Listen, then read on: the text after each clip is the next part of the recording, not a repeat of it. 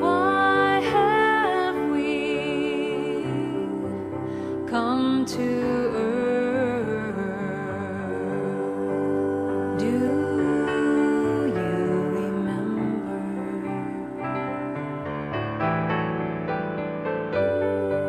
Why have we taken birth?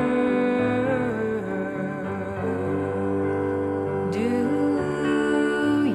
remember? Thank you, Marilyn. Before we get into the talk, I just wanted to take a moment to acknowledge the fathers in the room. If you're a father, would you stand up?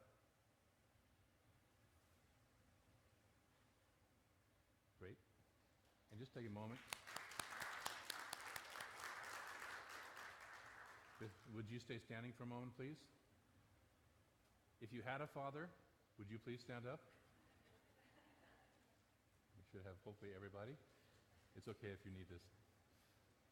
I know you're standing in heart. Okay, Luke is without a father. Luke, I am your father.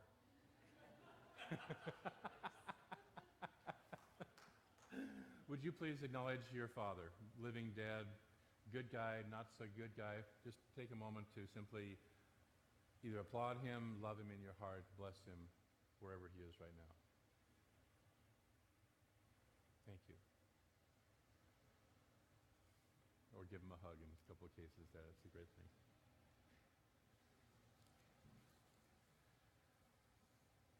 We sometimes tend to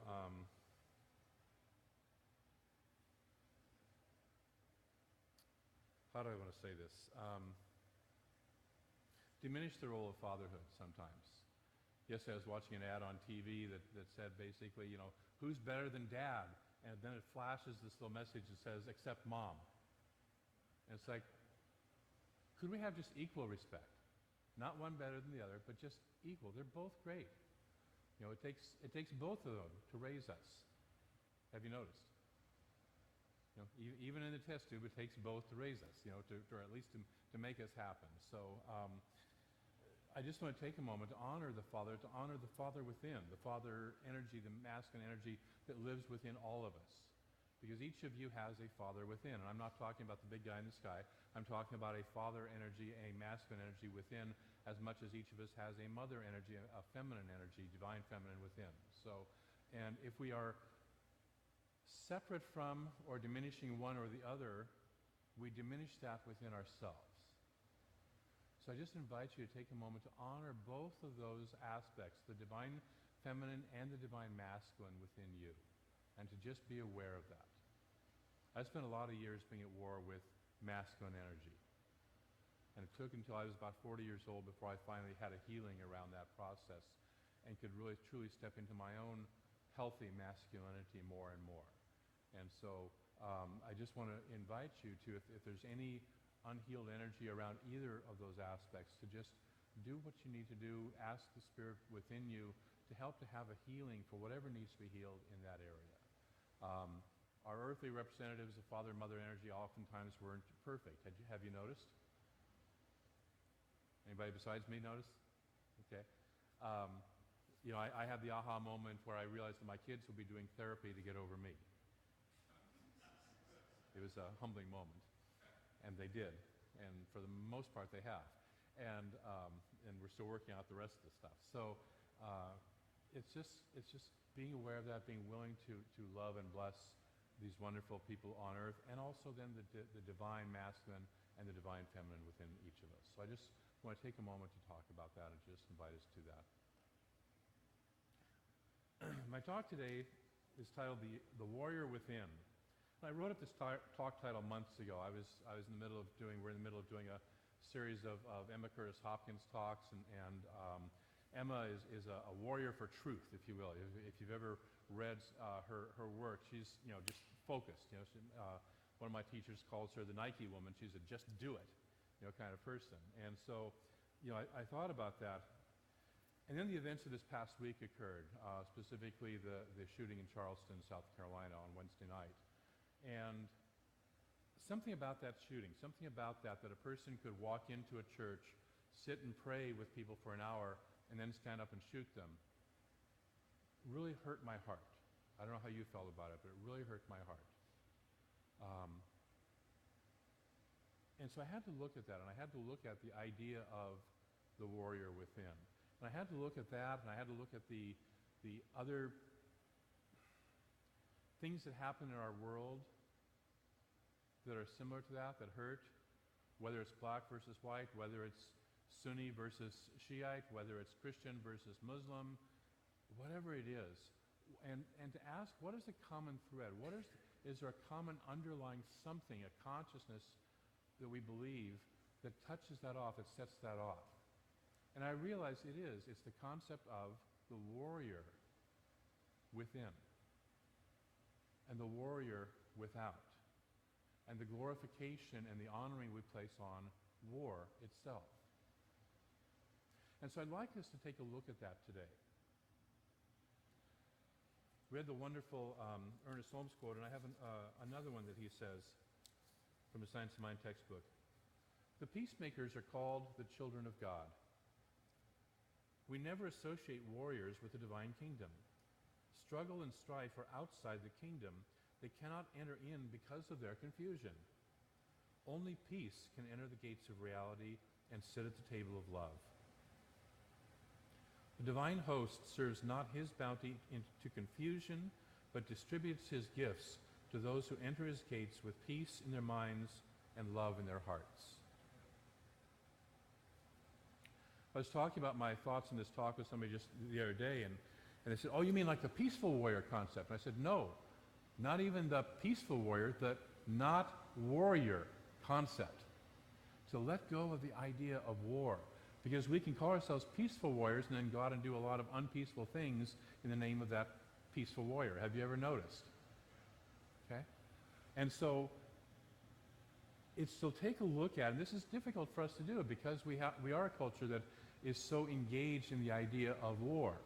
You know, we'll talk a little bit about that in a minute here, but one engaged in war is engaged in struggle and strife, according to this reading from Ernest. We're engaged in struggle and strife. We're not seeing our wholeness, and we're striving to resolve an illusion that we're seeing out here. See, the basic reality is we're all one. There's only one. We teach that, right? We all kind of have that idea somewhere in our consciousness. There is only one of us. And so anytime I hurt anybody else, anytime I go to war with anybody else, I'm going to war with who? Myself. Myself. God within. All of life. I'm at war with life. I'm at war with myself. And so the only time I do that is when I'm caught up not in the capital R reality of life, but when I'm caught up in the illusion of life. You know, I tell a story occasionally that back in the old mining camps, when the silent movies first came into the mining camps and they were showing the movies, you know, they'd show the villain tying the heroine to the railroad tracks to threaten the villain and have the train run over her, you know, whatever like that. And every once in a while somebody would get up from the audience and pull out their six-gun and shoot the villain on the screen.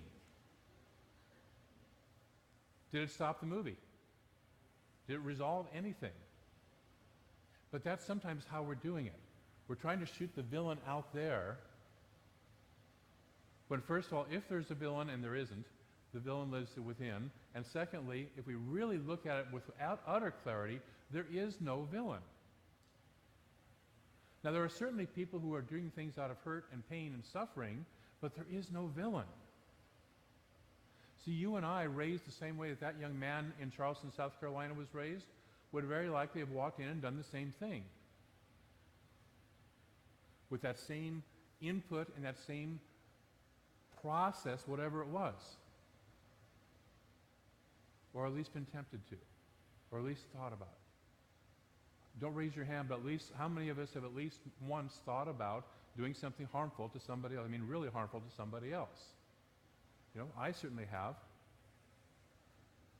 I remember every once in a while, somebody in foundations asks, well, if every thought we have creates a manifestation, why don't all of our thoughts manifest all the time instantly?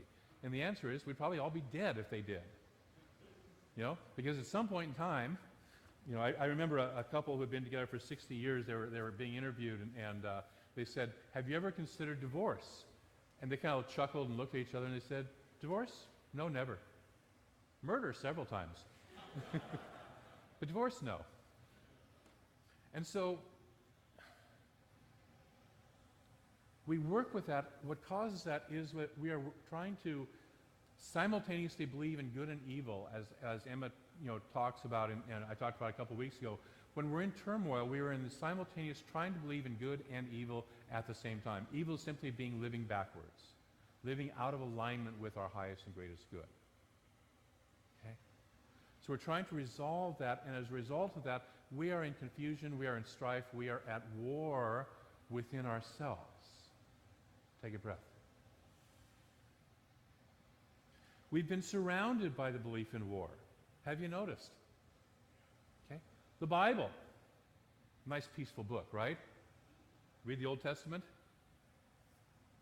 Filled with all sorts of stories of war and favoritism. You're the selected people, you're not. I like you better, I don't like them as much. Starts right off with Cain and Abel. People misunderstand that story. It's actually a whole different story that's been moved into the Bible, and we'll talk about that someday. But, here's God likes one, doesn't like the other, and so the guy goes out and kills his brother. Number 2 story in the Bible. I mean, think about that. You got 4 people, right? On the whole planet, supposedly. And one of them goes and kills the other. It's like, can't we all just get along? New Testament. Ignore the Jesus stuff, right? I mean, he talks peace and love, and we don't want to pay attention to that. We want to pay attention to Revelations, the end times, Jesus coming down as the warrior, triumphing over all, kicking out whoever the bad guys are, right? Creating the New Jerusalem, yes? So there's this wonderful vision of, or not so wonderful vision of, this great war, which actually was a prophecy of what they wanted to have happen to Rome. In case you wanted to know, the mark of the beast, 666, is actually the name the numerology for Nero. Emperor Nero's name. Emperor Nero used to burn Christians in his garden to light the garden. He'd pour flammable liquids over them, stick them in corners of the garden, and set them on fire. They hated him. And of course, the Romans ran Israel, ran Jerusalem. They wanted him out. It's what's called a prophecy that did not come to pass. But that was what Revelations was all about, because if you read it, they're expecting it to happen within their lifetime, not 2,000 years later. But because we've got a whole bunch of people who don't quite get that connection, we're still trying to make it happen 2,000 years later. And there are people in the military who are actively trying to make it happen, and in other places who are actively trying to make that happen. The Quran, the idea of jihad, originally meant the war within, to heal the part of ourselves that was out of alignment with the good that we wanted to do. That was the original meaning of jihad. Of course, we all know where that has been taken today, as Bob kind of referred to. It's been misapplied by people who want to take it and externalize it, and rather than looking at the enemy within, it's so much easier to look at the enemy without, right? I don't want to look within myself. Got to be you. All of the Abrahamic religions paint a picture of a violent, warlike God. The Abrahamic religions are the ones that have Abraham as their father, which is Judaism, Christianity, and Islam. They all come from the same root. They all have this picture of a warlike God, and who condemns the unwanted people at the end. Okay? So if God is warlike, and I'm made in God's image and likeness, then what must I conclude? I'm warlike, and that's how I'm supposed to live. Take a breath. I would like to change that picture, because I don't believe in that God. And that's one of the things that we do in here, is we try and collapse the consciousness that surrounds that old God. We talk about God as love. Jesus talked about God as love.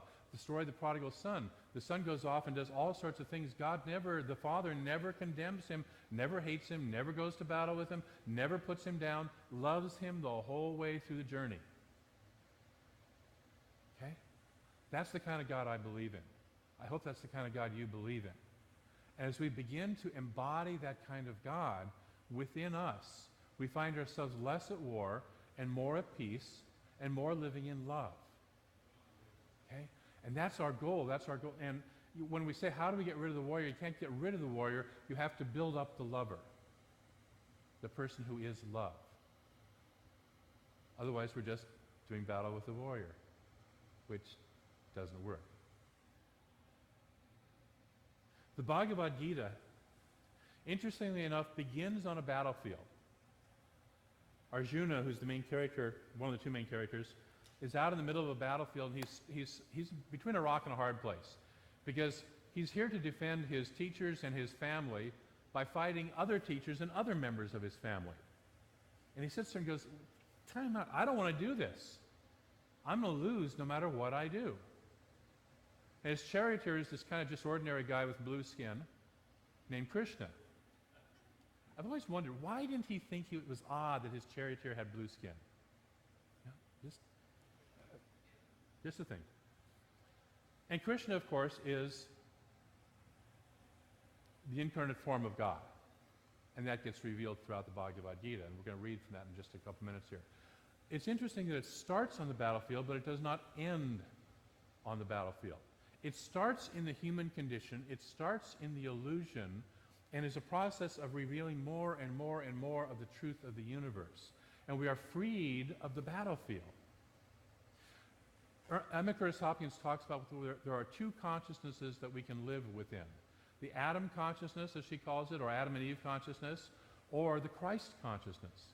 The Adam and Eve consciousness is the mortal human consciousness. And we all play in that consciousness. We all, we're living in it until we finally evolve to live in the Christ consciousness, which is above that, which is free of that. This is why Jesus said, I have overcome the world. I'm in the world, but not of the world. I'm not living in that consciousness.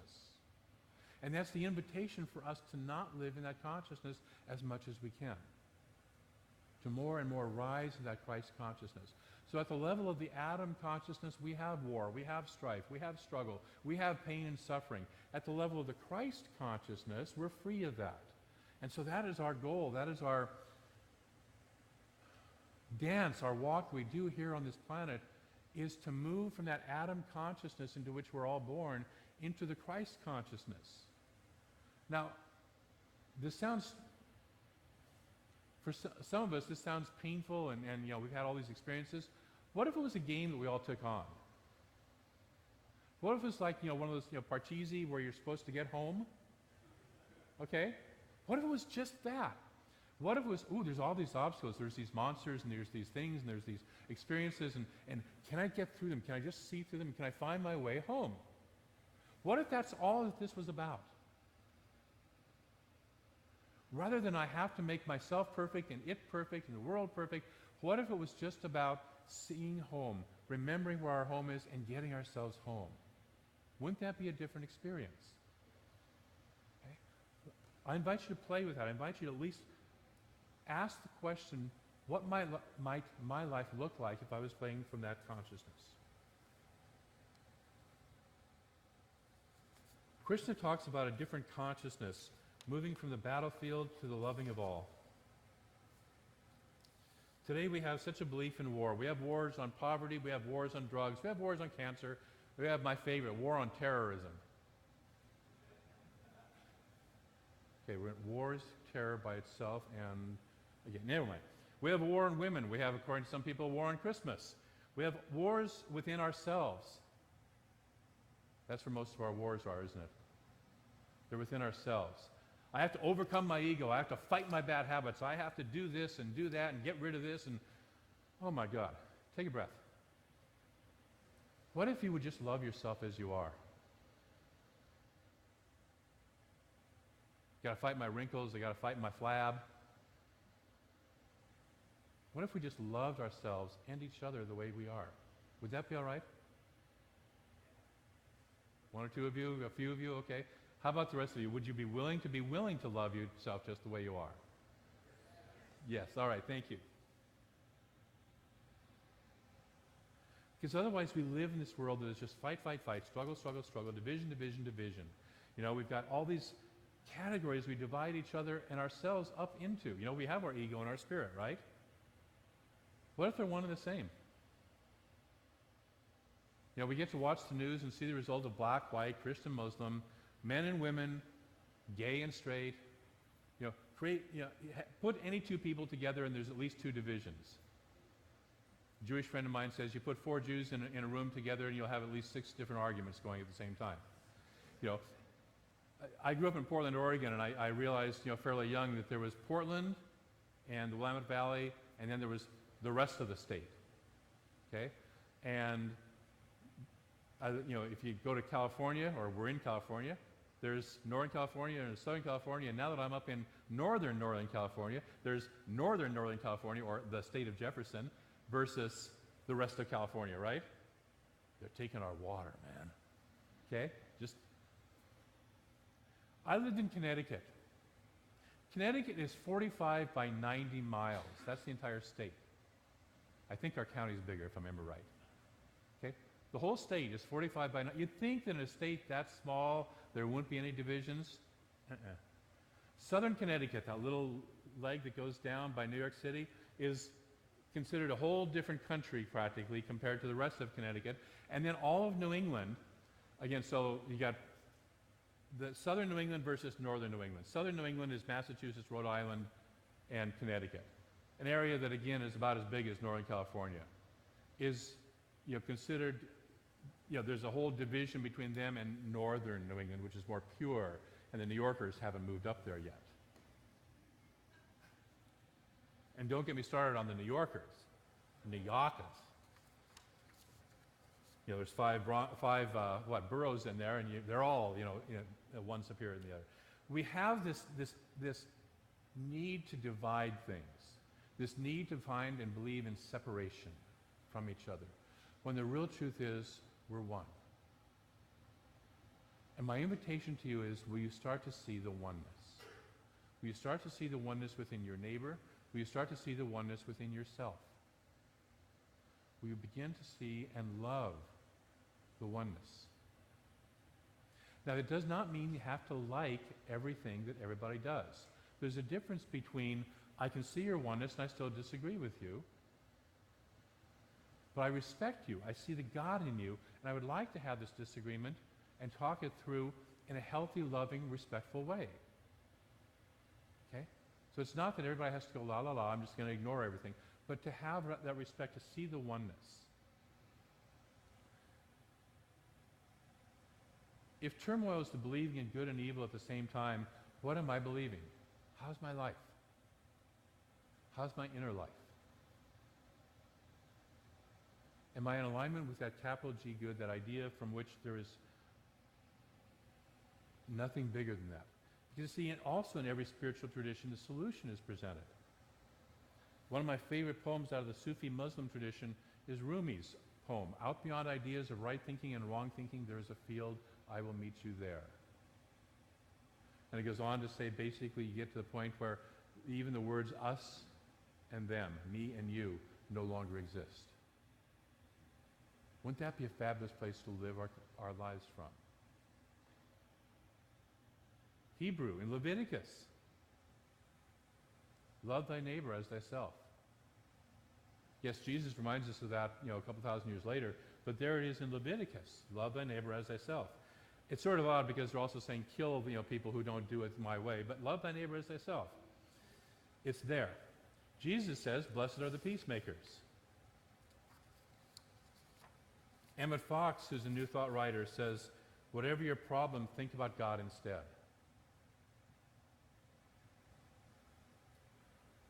Yesterday I was reading a passage from Wallace Wattles, who wrote a book called The Science of Getting Rich.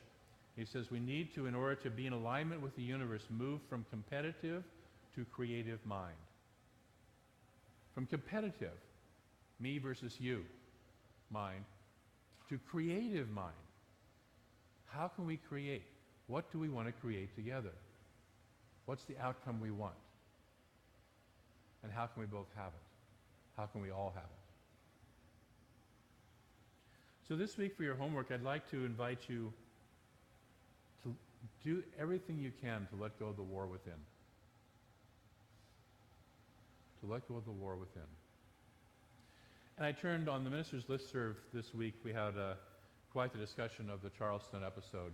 And one of the things that came out of that actually was our own Reverend Barbara Legger's process that she uses in the Ukraine, because she has a couple of religious science centers in the Ukraine, which is, of course, in the middle of a huge war. And the practitioners there are holding a consciousness, a deep peace practice in consciousness, right in the face of war. We talked about having it in your face and what you can do. And this is a practice that they do, and I'm going to invite us to take on this practice this week. Whenever something happens, the first thing they do is take a breath and say, peace now. Peace now. I'm setting an intention with that. I'm saying that rather than responding, rather than reacting, rather than letting this thing tell me what I'm supposed to feel and how I'm supposed to act, I'm going to choose peace now. Viktor Frankl, who was in the Nazi concentration camp, said, the last of human freedoms is the ability to choose our attitude, to choose our thoughts in any given situation. This is a man who, he had that aha when he was standing stripped naked, completely naked, and they were removing his wedding ring after having already killed his wife and children, trying to get him to hate them, and he wouldn't. We have the ability to continue to love no matter what. So we have the ability to choose peace. So the first step is breathe in and say peace now. The second step is to begin to remove aggression from my heart by saying, I trust life. I trust, that's the capital L, life. I trust life. I trust God, whatever you want to call it. I trust life. Take a breath. Let's say it together. I trust life. Peace now. I choose peace now. And third, I stop complaints from my mouth. I give, and the affirmation with that is, I give thanks. I give thanks. So the attitude of gratitude, we cannot be in gratitude and in any other state of consciousness that's in conflict with that at the same time. So if, Paul says, in all things give thanks. Every teacher of any ilk has always said gratitude is the most powerful thing we can do. Because Meister Eckhart has said if there's only one prayer you can say, that prayer is thank you. Thank you is enough of a prayer. So in all things I give thanks. So let's practice those together. Peace now. I trust life. And I give thanks. Are you willing to play with that this week? Okay. And so when you look at the news, when you look at your neighbor, when you look at that person who really ticks you off, you know who I'm talking about. Can you say peace now? Can you say, I give thanks? Can you say, I trust life? Will you stop complaints from your mouth? Are we willing to do that? Yes. All right. If you do that, your life will be freer than it has ever been before. I'm going to close with a quote from Emma Curtis Hopkins from Scientific Christian Mental Practice. Two natures come calling our attention, even within ourself. One is pure Adam nature with its erroneous ideas of God and life. The other is our Christ nature with its faithful ideas of God and life. One is our substance, the other is our shadow. One is our real, and the other our unreal. We abide in the light by acknowledging only our Christ nature. We are torn in the conflict of change, of ups and downs, by acknowledging two natures. Adam nature will subside in meekness when we give utterance to Spirit, when we admit that the Spirit is all, in all, and the only reality. I trust life. Let's pray. And so I do remember and know that that Spirit is all in all. There's only that one infinite presence. By whatever name we give it, it doesn't care. All names are good enough. All names are perfect. And we are one of that. All of us. All of us are one of that infinite presence. There's no way we can ever be separate from it. If it is infinite, it includes everything and everyone all experiences, all occurrences, all of it is within the one unified life, order, energy, beauty, wholeness, light, love that we call God, or Spirit, or Tao, or Buddha mind, or Allah. It is all one. We are one of it. And so from that consciousness, I speak my word that each of us this week moves into an awareness, a deeper awareness of that truth. We speak the truth, we speak that Christ nature, we speak that love nature. We let go of the place where we've harbored our hurt and our belief in separation. We let our own personal wars internally and externally end. There's too much of life to live, and joy to be experienced, and love to be shared and given and received, for us to stay at war. Wars have been resolved when the opposing sides begin to see the humanness of each other, the reality of each other, the sacredness of each other. And so let us see the sacredness in all. Let us not get caught up in the storm of who's right, who's wrong, who's good, who's bad, but simply say, it is all God. I choose peace now. And for this I'm grateful for each person who practices this to even a little bit more extent in our lives this week. As we remember it somewhere in our lives, I'm ever so grateful for the change and for the love and for the opening to Spirit that it gives. And I call it good, and each of us good. And I release this word into a law that moves it into form and experience and expression in our lives right here, right now. And it is done. And together we say, and so it is. Thank you. Love.